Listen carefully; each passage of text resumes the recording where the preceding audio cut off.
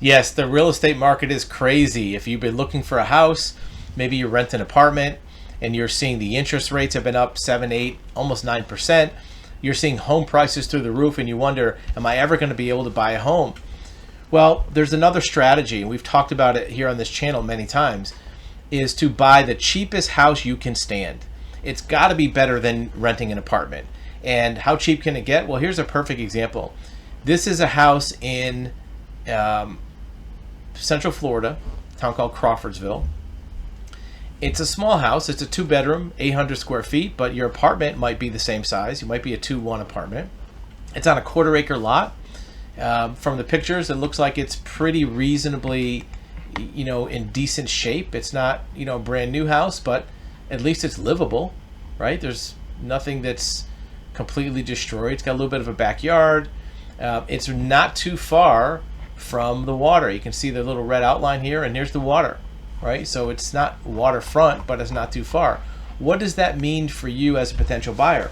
Well, even if this isn't your dream house, maybe you want a bigger house, maybe you want something with more land, at least it gets you to not pay rent. It gets you into the housing market. You're probably going to need 5% down payment, will put you at maybe $6,000, $7,000. That's probably what you'd have to pay for first payment and security on an apartment. Your mortgage payment, according to this, is $800 a month. That's about right, at about a 7% interest rate. And maybe you can live here for 2 or 3 years. Maybe you build up some equity. Maybe you sell it for a little more than you paid for it. At least your money is going towards a mortgage, not towards rent. Look, you don't have to buy this house, but it just shows there's many houses that are in the 200,000 range and under that the rent or the mortgage would be less than your rent, and you're a homeowner.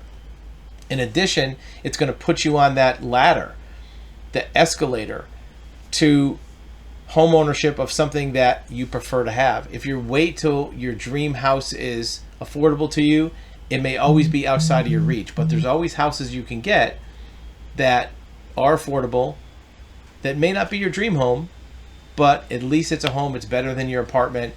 You become a homeowner and you can go that route. You also get some tax benefits. That's not the only reason to buy a house, but tax benefits can help, because at that point, your mortgage payments are tax deductible. You can deduct them from your income and you save some money. Certainly there's downsides. You might have to do some maintenance. You're going to have to cut the grass. If your sink breaks, you got to fix it instead of calling the landlord.